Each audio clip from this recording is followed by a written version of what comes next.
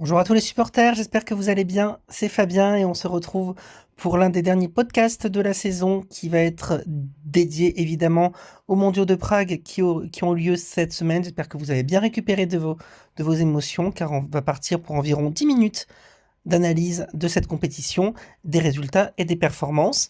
Je vous rappelle que pour suivre les actualités du club, vous avez comme toujours nos réseaux sociaux, la page Facebook Patinage, la page Instagram Club Supporter du Patinage, notre site internet, notre application pour les adhérents. Vous pouvez également nous rejoindre en remplissant les formulaires à disposition sur nos réseaux ou également nous contacter par mail si vous avez des questions à nous poser.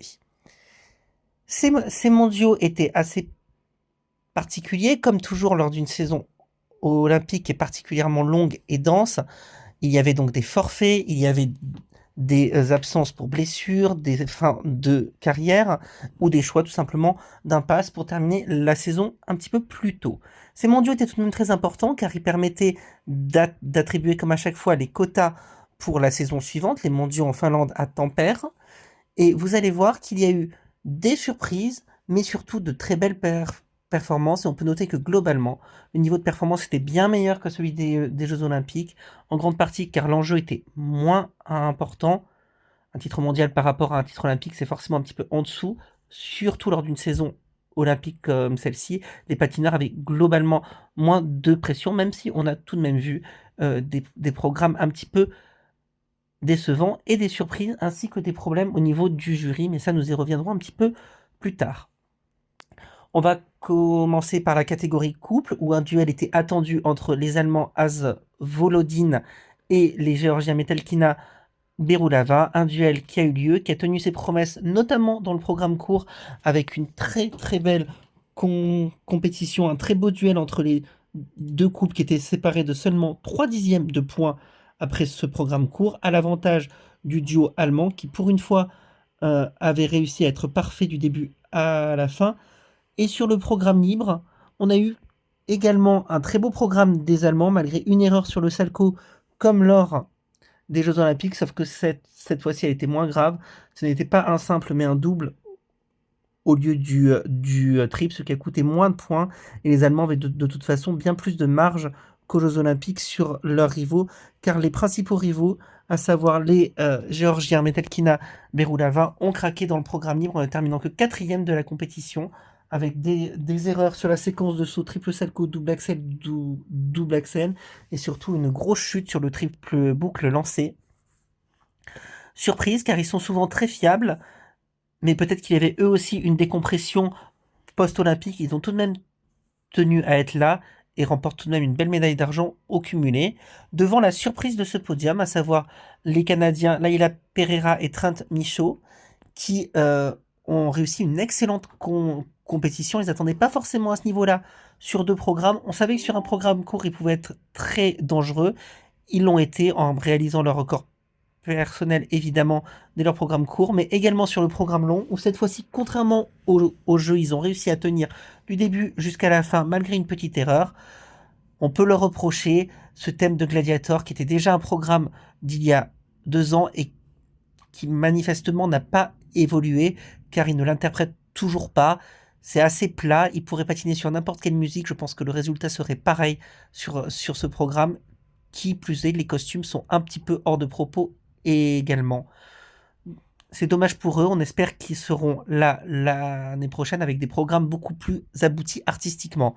En quatrième place, on retrouve là aussi une surprise, les japonais Nagaoka Morigoshi qui avaient été très prometteurs en début de saison mais qui avaient complètement raté leurs Jeux Olympiques en ne se qualifiant pas pour le programme libre. Ici, ils ont été absolument parfaits, sur le court comme sur le long, avec notamment un excellent long. Ils frôlent le podium en étant troisième du programme libre. Ils se placent pour l'année prochaine et prennent d'ailleurs la suite des champions olympiques, Miura Kiera, qui eux avaient sans doute mis un terme à leur carrière, en tout cas qui n'étaient pas présents sur ces mondiaux.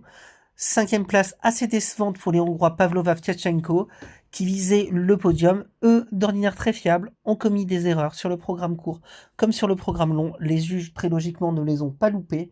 Et malheureusement, ils échouent une nouvelle fois aux portes de ce podium, même si cette fois-ci c'est une cinquième place et non une quatrième. Du côté des Français, Camille et Pavel Kovalev étaient un petit peu moins en forme que lors des Jeux Olympiques.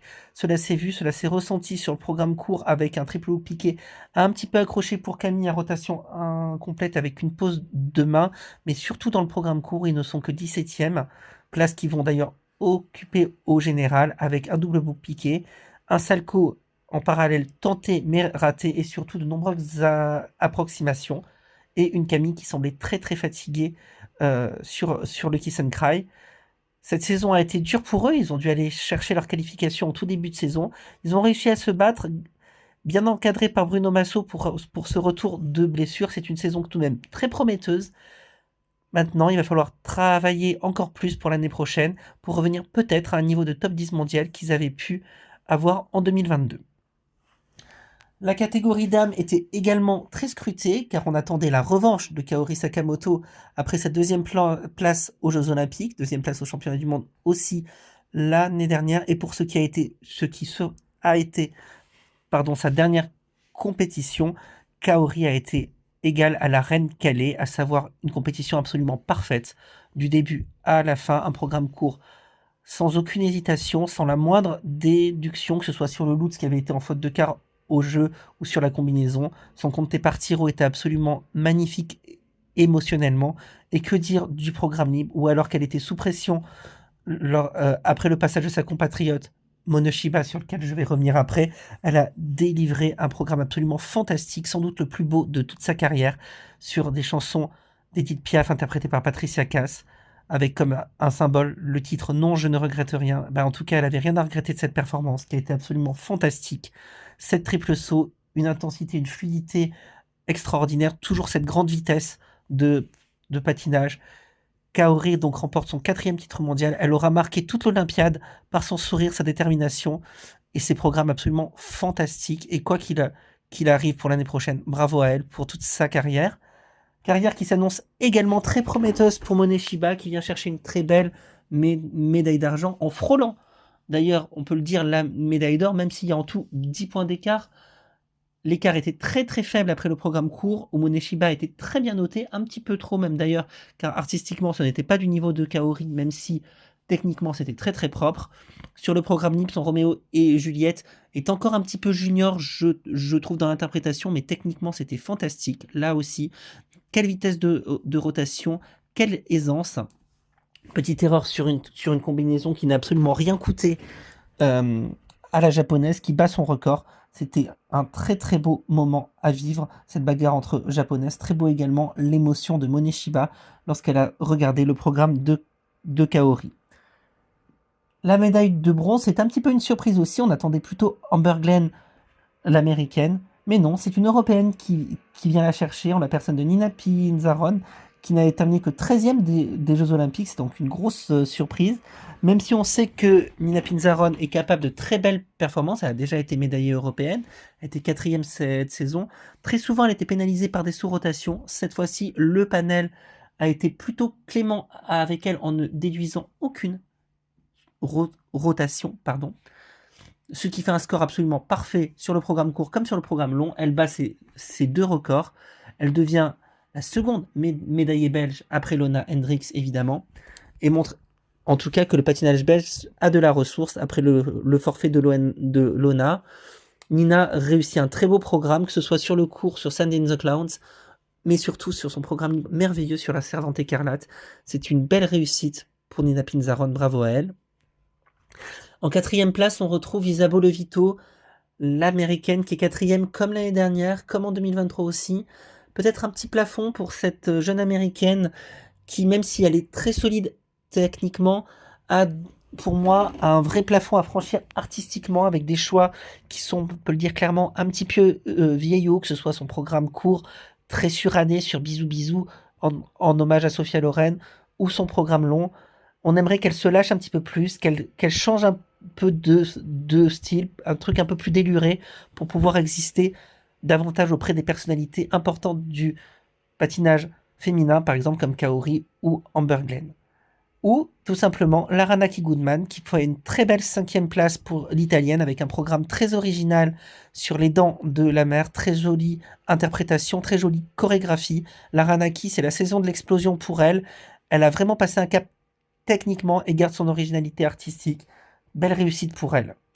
En revanche, grosse déception pour Amber Glenn, qui était déjà passé un petit peu à côté au jeu à cause du programme court. Cette fois-ci, le programme court a été plutôt correct, avec un triple axel, une combi triple certes sur 2 pieds, mais labellisé, une 3e place au provisoire. Malheureusement, un programme libre en 2 temps. Très beau début avec le triple axel, un triple et un triple salco. Et puis derrière, tout s'est délité. Des erreurs avec des faux départs, des déséquilibres et un programme qui a perdu de son âme au fur et à mesure des minutes pour terminer finalement à une pénible 6e place pour elle. Grosse déception. On ne sait pas si elle continuera l'année prochaine car elle s'est sentie, et elle l'a dit d'ailleurs, très fatiguée, épuisée nerveusement. Du côté français, Lauryn Shield termine à la 17e place. Elle n'a pas réussi à se racheter totalement à 18e place. Pardon, elle n'a pas réussi à se racheter totalement après les jeux, même si le programme court était très bien interprété et très bien patiné. Contrairement à Milan, elle a été notée assez sévèrement, surtout en composante. Dans le programme libre, elle démarre très très bien, avec là aussi 4 triples sauts, le triple, le flip et le 2e Lutz. Malheureusement, elle est à l'échec sur le boucle, sur le salco et sur un double axel. Ça fait beaucoup de points lâchés et malheureusement, ça lui coûte assez cher au classement. Saison un peu difficile pour Lauryn, qui avait bien démarré sur les Grands Prix, mais qui derrière a eu du mal à enchaîner, que ce soit aux championnats d'Europe, aux Jeux Olympiques ou lors de ces mondiaux.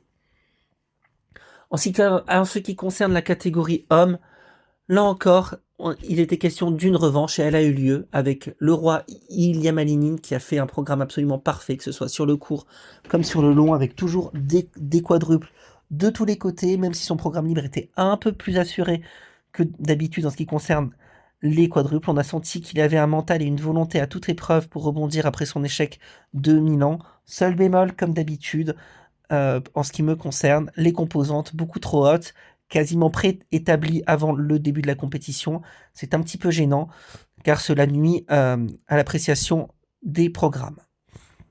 En 2e place, on retrouve, j'ai presque envie de dire comme d'habitude, Yuma Kagiyama, qui avait pourtant raté son programme court avec un gros faux départ sur l'axel lors du dérapage qui l'a fait chuter. 6e seulement, plutôt bien protégé, on va dire. Il a réussi tout simplement le plus beau programme libre de sa carrière avec 3 quadruples sauts, un programme sans faute et un record personnel qui lui permet de remonter très logiquement sur cette médaille d'argent. Devant son compatriote, là encore c'est une habitude, on va dire, Shun Sato, qui comme au jeu prend la médaille de bronze. Shun Sato, dégradé sur son quadruple Lutz lors du programme court et seulement en 4e place, a réussi un libre absolument parfait. Là encore 3 quadruples. Même si on peut émettre des réserves sur ce programme, sur l'oiseau de feu de Stravinsky, qui manque encore un peu d'identité, on ne peut que souligner le festival technique de Shun Sato, qui depuis 2 ans a acquis une régularité incroyable. C'est bien simple, il n'a quasiment pas raté un programme libre de toute la saison. En 4e place, on retrouve le très prometteur Stéphane Gogolev, qui confirme son top 5 des jeux, avec également 2 programmes sans faute, dont 3 quadruples. Il ne reste qu'à acquérir une personnalité artistique et des programmes plus intéressants, parce que ce livre sur Rachmaninov n'était pas le plus innovant de la compétition. En 5e place, c'est une énorme déception, il faut bien le dire, pour Adam Siaoimfa, qui a vécu exactement le même scénario qu'à Milan, à savoir un programme court absolument magnifique, même meilleur que celui de Milan sur la terre vue du ciel, un programme aérien, fluide, très détendu. Il aurait dû battre son record personnel, il était 2e après ce programme court, et sur le programme libre, comme au jeu, sans doute stressé et victime de la pression mise par les 2 japonais et Gogolev, il a craqué, on va dire, dans les grandes largeurs. Beau premier quadruple boucle piqué, malheureusement il retente à nouveau le quadruple Lutz pour un échec comme à Milan. En plus il est en sous-rotation, ça le désoriente ensuite pour la suite du programme, double salco, des échecs sur les triple axel, une chorégraphie qui est magnifique mais qui du coup a été un peu altérée par toutes ces erreurs. Adam a parlé lui-même d'un blocage mental, on espère qu'il va trouver les solutions pour réagir, car c'est un patineur de grand talent, il mérite bien mieux que ce top 5. Il a déjà été médaillé mondial, on espère qu'il reviendra très très vite à son meilleur. Il devance la surprise de cette compétition aussi, Alexander Selevko, qui a réalisé un programme court extraordinaire pour être en 3e place. Il a plutôt bien tenu dans le programme long, malgré une chute sur le quadruple lutz, mais l'ensemble lui permet de terminer 6e. C'est le meilleur résultat pour un Estonien. Bravo à lui, en tout cas pour ce patineur qui a déjà été médaillé lors des championnats d'Europe. C'était chez lui, en Lituanie en 2024. En 7e place, on retrouve Kevin Emos, qui a plutôt réussi une très très belle compétition. Malgré un programme court un peu délicat, avec un quadruple très en avant et un triple lutz à la limite d'une pause de main, 11e seulement du programme court, il a réussi un excellent libre avec une 5e place. Ce boléro est toujours aussi envoûtant, et malgré une chute sur le quadruple bouc piqué, qui était son 2e élément, après avoir réussi un premier quadruple parfait, il a quand même réussi à faire un programme quasi sans faute, avec toujours cette intensité artistique phénoménale. Plutôt également une bonne performance pour François Pitot, qui termine 20e pour sa première compétition. Il y a eu des hauts et des bas, avec une chute sur le quadruple dans le programme court, mais qui réussit néanmoins dans le programme libre, même s'il y a également une chute sur le triple axel. C'est très prometteur pour François. En tout cas, grâce aux performances d'ensemble de nos Français, nous aurons encore 3 quotas dans la compétition masculine pour les mondiaux de 2027. On va terminer par la danse avec un triomphe attendu et qui s'est réalisé bien évidemment pour Laurence Fournier-Baudry et Guillaume Cizeron, qui ont été absolument phénoménaux, encore plus qu'au jeu, car nettement plus détendus. Un programme court, ils battent le record à 92 points en frôlant le record du monde de Chuck Bates. Et que dire de ce programme libre, un moment suspendu sur une autre planète, une fluidité extraordinaire. Là encore, ils frôlent le record du monde qui, selon moi, aurait dû être battu assez nettement. Il y avait hier soir une impression aérienne, fluide, facile. Et que dire de ce travail fait en seulement 1 an et des progrès qui ont été effectués tout au long de la saison au fur et à mesure que ce libre évoluait. Il devance de la tête et des épaules avec 13 points les Canadiens Gilles Poirier, très solide sur le programme court. Un peu en dedans, j'ai trouvé, sur le programme long. Ils ne sont que 3e de ce programme libre avec cette reprise des hauts de Hurlevent. Ils avaient choisi de ne pas patiner leur nuit étoilée sur ce mondial pour garder l'impression des jeux. Ce programme qu'ils avaient fait en 2024 était pour moi plus abouti que celui qu'ils ont présenté hier soir. C'est un petit peu dommage, on n'a pas ressenti l'éclat qu'ils avaient eu à Montréal lorsqu'ils avaient gagné le programme libre. On les a sentis un petit peu fatigués et un petit peu à bout de souffle pour ce qui était peut-être la dernière compétition de leur carrière. Ils devancent, et c'est une grosse surprise, les jeunes Américains Zingas Kolesnik, qu'on savait très dangereux, qui ont progressé tout au long de la saison, mais qu'on n'attendait quand même pas sur le podium. 4e des 2 programmes, ils doivent surtout leur médaille à la grosse déception des Anglais Fer Gibson, 3e du programme court, seulement 5e du programme libre, qui n'ont pas compris ce qui s'est passé à la fin de leur programme absolument incroyable sur des danses écossaises. Le programme paraissait sans faute. Ils se dirigeaient vers la médaille de bronze, voire la médaille d'argent, car c'était pour moi le 2e meilleur programme hier soir. Et puis à l'annonce des scores qui ont mis très longtemps à arriver, une déduction de 2 points qui a semblé absolument irréelle, car le premier porté serait illégal, pour la simple et bonne raison que Lewis avait les 2 bras tendus au-dessus de l'épaule et que les 2 jambes de Layla sont passées au-dessus, ce qui est interdit. Néanmoins, c'est un porté qu'ils ont réalisé sur l'ensemble de la saison, qui ne leur a jamais été reproché. C'est très bizarre que cette déduction arrive au championnat du monde. La fédération anglaise a fait appel. Pour l'instant, nous n'avons pas d'informations. En tout cas, grosse déception pour les Anglais. Gros coup de cœur de ce top 5 pour les Espagnols Smart Dick. On va dire comme d'habitude, grâce à un énorme programme libre sur leur Dune 2, ils terminent second du programme libre, un programme extraordinaire, acrobatique, alors qu'il n'était que 6e de la danse courte.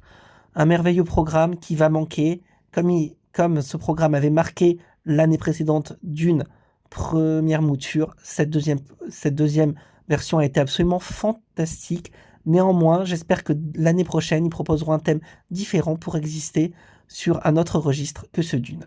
En 6e place, on trouve le 2e duo français, Evgenia Lopareva et Geoffrey Brissot, qui ont très très bien patiné, surtout sur leur danse courte où ils ont battu leur record à 83 points. Ils étaient 5e de cette danse. Sur le libre, ils l'ont reconnu eux-mêmes. Des petites imperfections, des petits niveaux qui ne sont pas montés à cause notamment de la fatigue. Néanmoins, la performance d'ensemble reste très très correcte et cette saison qui s'annonçait plutôt compliquée pour eux a finalement été très propre avec une 4e place européenne, 8e olympique et 6e des mondiaux. Franchement, très très beau programme, très belle saison pour eux. On espère les revoir très fort dès l'année prochaine. La France obtient 3 quotas pour la danse, ce qui pourrait permettre à Loïcia Demougeot et Théo Lemercier, nos parrains, de participer, on l'espère, aux mondiaux de nouveau l'année prochaine. Voilà ce qu'on pouvait dire pour les mondiaux. C'était sans doute le dernier podcast de la saison. Donc n'hésitez pas à nous suivre sur nos autres vidéos pour d'autres contenus sur nos réseaux. En tout cas, en ce qui me concerne, je vous dis à très bientôt pour de nouvelles aventures, de nouveaux podcasts. Au revoir.